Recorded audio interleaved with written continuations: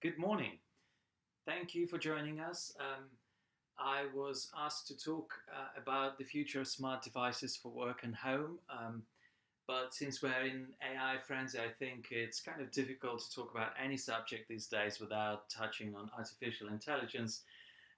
So I'd like to start with that and touch a little bit on some of the issues and concerns related to artificial intelligence. The talk is not designed to be overly educational. It's more to encourage discussion of the things, because some of my colleagues and I would think that sometimes media frenzy and all the hype around artificial intelligence may get things a little bit confusing and difficult to understand, and sometimes it gets to the point where it becomes counterproductive. So that's my main point, to kind of open the discussion and try and clarify some things. I'm sure many of you heard about this comparison that AI is the new electricity. And whilst it's helpful to kind of imagine the scale and impact of this technology in our lives, I think we're dealing with something that is going to be millions and millions of times more complicated than that. Back in the old days, all you needed was a piece of wire to connect to the grid and you get light, so that's fairly simple. Here, with artificial intelligence, we're even struggling to define what it is that we're offering. Some of the big tech companies, they go around the world organizing AI conferences, trying to explain what it is. And I was at one of them in Helsinki, where a big tech company that gathered local business leaders, and the message was like that. You realize that your business is going to change big time 2 or 3 years from now. You know that, don't you? Because if you don't, then you may be out of business fairly soon. So we can help you to get up to speed and introduce artificial intelligence to your business, but you need to tell us what you want.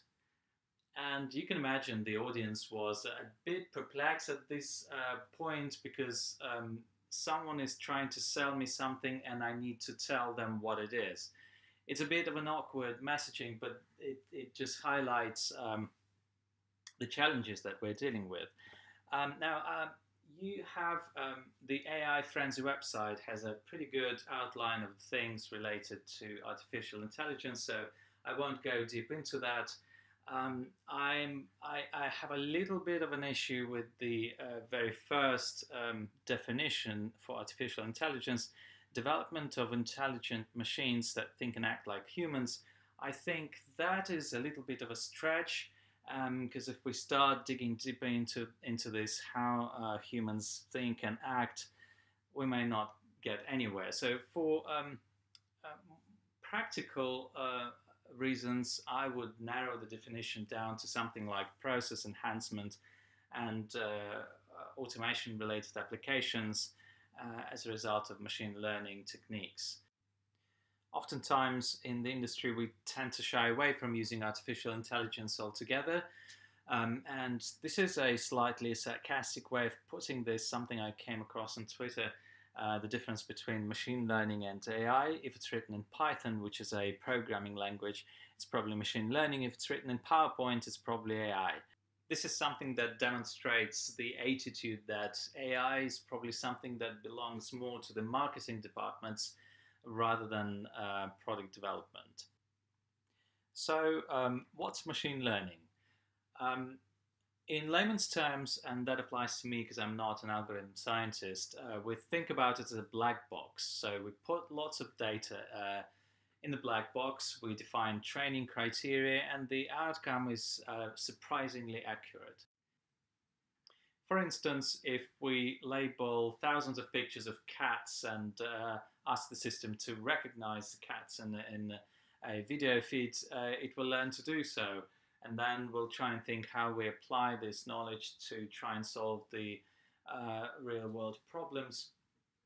I have one of those problems in my house. The local cat gang designated my garden as their preferred place of congregation. So perhaps if I automated water pistol, something that would scare the cats away, that would be one application, and I'm sure there'll be lots of others. So in terms of the roadmap, we are at the very beginning of that journey, something that we call artificial narrow intelligence. The next step would be artificial general intelligence, something that would resemble the capabilities of humans. And then the next step would be artificial superintelligence, which would surpass human intelligence.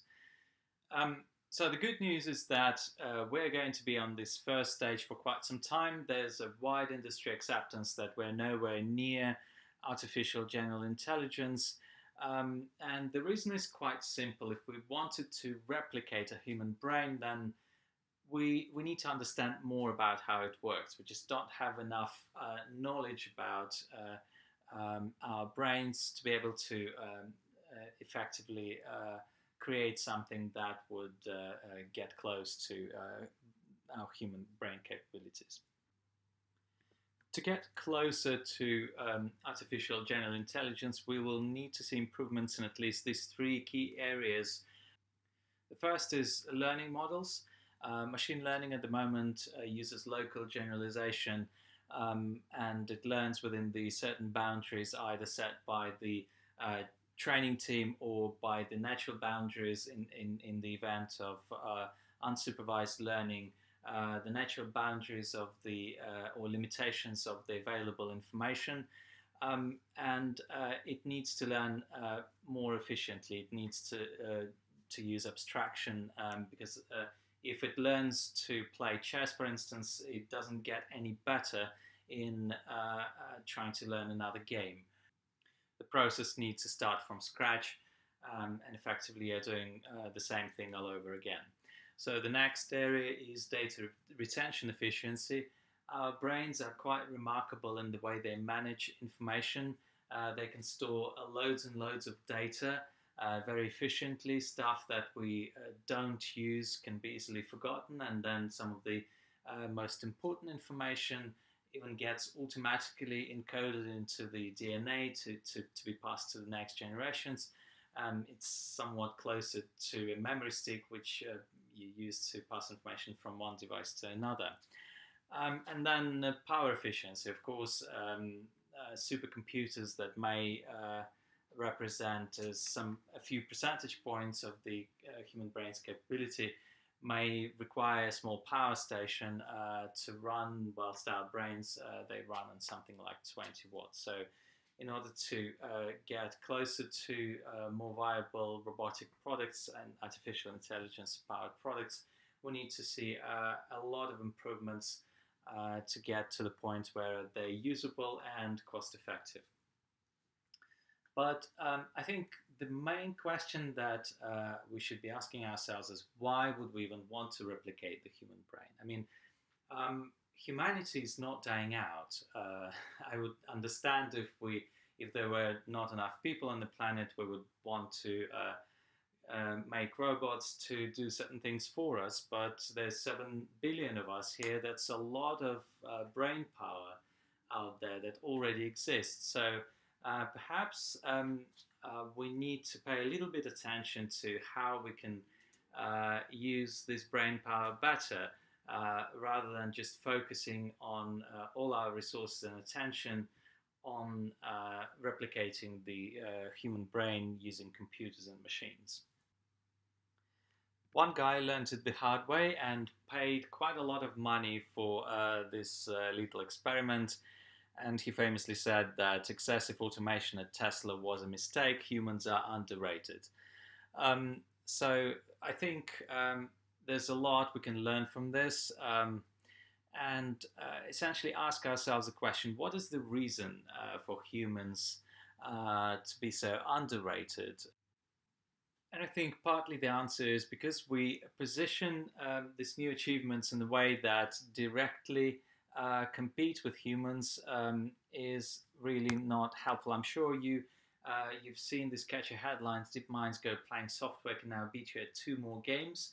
This is positioning AI directly against humans, and we understand why this is happening. Obviously, this is something that gets media attention because the stories like that, they get lots of clicks, and the reason for that is obviously because this is something that plays at our basic instinct. We perceive this as a threat, so we pay attention to this. But in fact, what this experiment really shows is the difference between the computer and a human. Human brains are no good at running complex queries on the database, storing lots and lots of numbers. This is not something that our ancestors prioritize as the life-saving skills. But instead, the humans, we have the power of abstraction. We learn things. We can project that knowledge onto new areas. We can learn more efficiently. We build upon our experience, so we get ideas. We get creative. It's really surprisingly and starkingly different to what computers can do. But a really dangerous narrative that's coming out from this positioning of artificial intelligence against humans is that sometimes you hear that humans are really bad at making decisions. And I was really surprised to hear that from one of the most prominent VC firms in the Silicon Valley. One of their partners was on stage and said that humans are notoriously bad at making decisions. And he cited himself as an example. He said, "My Tesla runs itself so much better than I do. I'm such a terrible driver. I yell at kids and I text messages." And my jaw dropped at that moment because none of those things really indicate the quality of his driving. At best, what it says is that he can't really concentrate on driving. And we know that Tesla Autopilot is not 100, cannot be relied upon 100%. The technology is just not there yet. So perhaps if he struggles to concentrate, an Uber might be an answer. But because this is coming from VC, and there's this notion that humans are very bad at making decisions, you can imagine there will be lots of entrepreneurs who will see that there's money to be raised there. So let's come up with decision making as a service. If you can't make up your mind what color of your car you want, then there's an app for that. And whilst trivial things like that disappear very quickly, they will help to spread this notion that humans are bad at making decisions. And this is where I think psychologically, for us, things might get very dangerous, because we should never accept that we're bad at making decisions. Our brains, they're like muscles. They need to exercise. And this is part of our learning process. We make bad decisions. We realize, what we did wrong. We make better decisions next time, and we learn from that. And if we accept that, we need machines to make decisions for us, then fundamentally that gets closer to some sort of a doomsday scenario.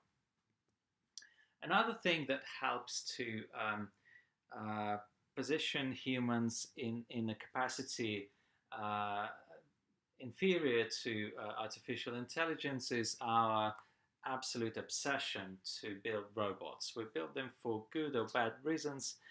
And this one example, a robotic coffee shop. This is something I came across in China. You can buy your cuppa through an app. You pay through an app. It's a beautiful user experience, and then this robotic arms delivers the cup of coffee to you.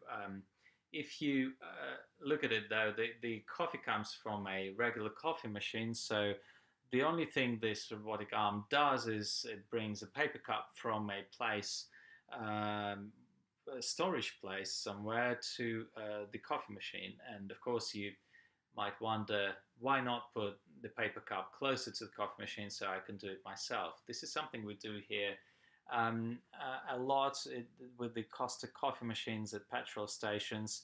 The paper cups are located very conveniently close to the nozzle, so it's not a big deal to do that. So we need to think about viability and utility of those things before we plow lots and lots of resources into building them. But of course, the most dangerous area where AI is developing very rapidly is the military, where The race is absolutely lethal, and billions are spent, sometimes without much consideration of consequences. So, um, unfortunately, not much we can do here, but just hope that there won't be a deadly demonstration of AI capabilities before the world leaders get together and try to discuss the sensible way forward. Here's an example of out of the box thinking. A brilliance from Miles Brundage, who suggested that to stop an AI arms race in one easy step, we tell the military generals that the general in artificial general intelligence means automating away their jobs. Might work, worth a try. Let them feel a little bit of pressure as we feel here on the ground. But to summarize the general direction of the industry, we're moving towards augmenting human capabilities with artificial intelligence rather than competing with humans. And the quote I'd like to mention here from Gillian Rometty, the head of IBM, she said that cognitive systems will not realistically attain consciousness or independent agency. And the reason why I think this is important is because IBM invests very heavily in the next generation of computing, quantum computing, and of course, they must think about real world use cases to think about return on investment. So they clearly see the potential in augmentation rather than competition. So where does this all leave us with smart devices? We have plenty of IoT devices that we can control through apps or screens or through Alexa. So what needs to happen now is a transition from transactional way of dealing with this to fully autonomous. It's great to have control, but there's no fun in pressing buttons or thinking, what shall I ask Alexa so it understands what I need. The systems will need to learn our preferences and more about us in a much more efficient way to achieve this full autonomy. So, in a way, we're talking about the spaces themselves becoming more intelligent to understand the environment, understand us, learn our preferences, and adapt. Something that works completely in the background, learning and automating the ecosystem without receiving explicit instructions or commands from us. A somewhat perfect user experience, which is, of course, the way that technology in general should be. The space will turn from static to more flexible, maximizing the efficiency and space usage, which is particularly relevant to urban living where space is quite limited. And the idea here is that all of this should help us focus on things that are truly important and matter to us rather than thinking about the way the technology works. The same concept applied to work environment should help us by assisting and organizing our workflow in a more efficient way and protect us better. This could be crucial in a situation like an emergency with real-time data analytics, assisting and coordinating with the emergency personnel, making sure that all people who need assistance have the help available and the fire wardens cover the entire building. And the ultimate goal is to synergize this user experience between work, home, or wherever else we are in the world, provided obviously we somehow sort out the way to protect the transfer of personal information between various different environments. So the question is, why is it still not here? There's a number of issues and problems, technology-related problems that needs to be solved before we get to the stage where we have this fully autonomous user experience. One area that we concentrate on is vision. We believe this is where a significant advancement can be made that will allow the computers to understand the world in a much better way. It's a little bit odd that we want the machines to understand the world, but we give them the instrument which was designed for a completely different purpose. The camera was made over 100 years ago to shoot motion pictures, and somehow we want to apply the same concept to give machines the ability to see the world, although we see it in a much different and more comprehensive way. One could argue that the cameras now can rotate, they can zoom in, you can put multiple cameras in the place, but from the computer's point of view, you can cover the whole environment with cameras, but it's still a fragmented picture that is very difficult to piece together. We try to improve the way the machines obtain visual data by being inspired by the way humans see the world, by combining the peripheral vision modules with the front vision modules, so that the system maintains the awareness of the environment whilst at the same time being able to really look at close details at things at a distance. And that combining long-range recognition, localization, and learning, we believe this is something that is going to allow us to get closer to this goal of having full autonomy for connected devices. Now, I have to talk about concerns, because obviously if I was in the audience now and the moment I hear the word camera, the red flag goes up, and you just ask yourself who's watching, because this is our perception of the CCTV networks. There are cameras that provide video feed to a central control unit where humans monitor the environment. And this perception is going to slowly change, because this new way of image and visual data acquisition means that the cameras turn into sensors in a way that the video gets analyzed and then deleted right away. It's not being stored on the device, it's not being sent to the cloud. There's no way to access that video feed. It is called edge computing when information or visual data is processed on device without sending it to the cloud for processing, and there's a number of advantages here.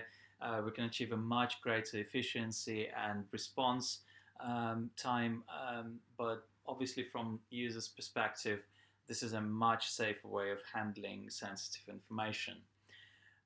It minimizes risks. That's the main point I'd like to make here. And the other major concern is data sharing. Obviously, these kind of monitoring systems and various different sensors, they collect all sorts of data, and some of that data may belong to users. And as this chart shows, the majority of us are defenders, and that includes myself as well. We're not happy to share information unless we have an absolute confidence in the way that is being treated. We have to arrive to a certain compromise here, because the technology is there, it is being used, and our information is out there as well. There are obvious, useful examples of how this technology can be applied. Every time I go through those automated border control gates, it literally sends me to the moon, because I remember what it used to take to queue up for sometimes hours for the privilege to speak with an immigration officer. And this thing lets me through in a matter of minutes, if not seconds. So, I mean, obviously it uses my biometric data, and my only hope is that the border control will take good care of it. But that's one of the examples. And with clear benefits, we need to have a pretty solid regulation that controls this kind of technology and how all this information is handled. I'm sure you know who owns the most valuable data sets in the world. Visa and MasterCard, they've been collecting our spending data for decades, and that is worth a lot. That's just one of the examples of an acceptable compromise for data sharing. We are used to this convenience. It's been going on for quite some time. And it's perceived as a reliable way of transacting these days. And it's also regulated by financial regulations, which may be more advanced than other areas of law. Uh, Another interesting idea that is gaining popularity these days is data monetization. As this chart suggests, if you're an unmarried doctor, for example, your data may be worth up to $5,000. I'm not sure how they arrived at these figures. It looks to me like a lifetime customer value, but it's a big number, and it suggests that if my data is valued at close to $5,000, maybe I can be entitled to half of that, and hence this popularity of this idea. But I'm a bit skeptical when it comes to data monetization, because it may look good on the picture, but in reality, I seriously doubt that we're going to be offered anything close to any kind of a reasonably satisfying number. If I collect all my data and put it up for the highest bidder online, I don't think people will be queuing up to offer me this kind of money. The average user acquisition cost in social media industry, for example, is less than $100. This is what the companies are prepared to pay to get access to personal information. And it makes sense because the value is never on the edge. It's never in an individual data set. The value is in aggregated and processed data set. So I'm not looking forward to receiving a couple of pounds Amazon voucher at the end of the month for using my information, because that is, I think, what we can realistically hope to achieve from this data monetization idea. So if we can't monetize our data, what could we get in return for sharing our information? And I think in this age of transparency, what we really get back is exactly that. We should have an absolutely transparent way of seeing how our data is being used and under what circumstances, and also have a full control over it. And it's not the kind of control that we have at the moment when Google, for example, says you can log into your account and see what Google has on you and then delete it. Well, that reminds me of a situation when someone returns me a used chewing gum. They've already learned everything from that data, so deleting it is not going to help you very much. So it doesn't make much sense. In terms of control, what I believe should happen, and there's a lot of work going on at the moment, is if the data is structured and categorized in the way that we can control the access to it, to certain areas of our information that we're comfortable with, that I think would be a good way of having control over our information. For instance, I could say I'm happy to share information about my car, about the food I buy, about my holidays, but I'm not sharing anything related to my children or the health of my family members, etc., etc. And that, I think, would be a really good compromise for this new transparent world. Well, that is everything I wanted to share in this time frame. Thank you very much for your attention. Hope it made some sense, and obviously I'm happy to clarify if you have any questions.